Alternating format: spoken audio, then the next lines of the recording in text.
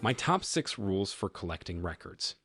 Here are my top 6 rules for collecting records for those just starting out collecting. So you've got yourself a small collection of LPs and you're thinking about getting serious about collecting more? You're not the first person who's got hooked on crate digging. Although the sound quality is better with CEDs, vinyl records certainly do have a warmer analog sound, and in my opinion, they're just more authentic. Rule 1. Clean and protect your record investment. It is important to keep your record investment clean and protected from fingerprints, dust, and general wear. Always invest in outer record sleeves and ensure that the inner sleeve is clean. If in doubt, remove it and replace it with a new sleeve. They only cost a few cents and will help keep your records safe from wear and use. As a general rule, I always wet clean my records when I first get them. I use the inexpensive Spin Clean machine because it works well and removes dust, dirt, grime, and fingerprints easily without damaging the record label. Rule 2. Organize your vinyl record collection.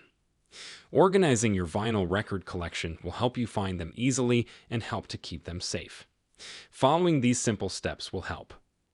Gather all of the records together in one place. Organize your records in alphabetical order by artist. This is by far the easiest way to catalog a large collection, although some collectors like to shelve their records by the title of the record alphabetically. This part is really up to you. You can also place your records together by genre if you wish. Rule 3. Narrow and focus your crate digging searches. There are many different ways to find records that are worth digging for. The easiest way to narrow your search is to focus on a specific genre that you like to listen to. Some collectors also create a want list via the Discogs app. Rule 4. Join an online record club to explore new music and vinyl releases.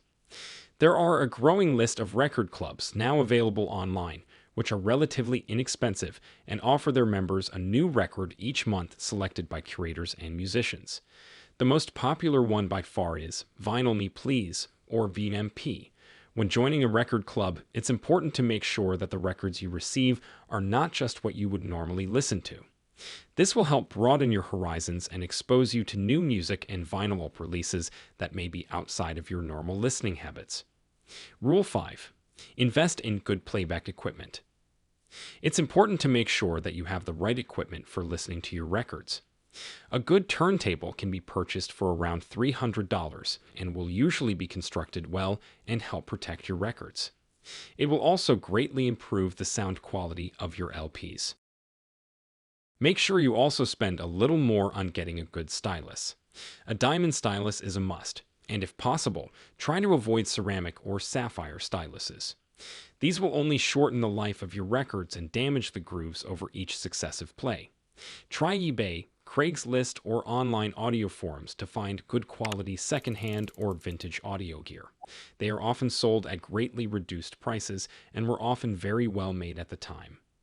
Record stores will often sell secondhand gear as well, so don't forget shopping locally. And finally, try and get yourself a good set of speakers. Once again, vintage is always a good starting point. And now finally, Rule 6. Catalog your vinyl records.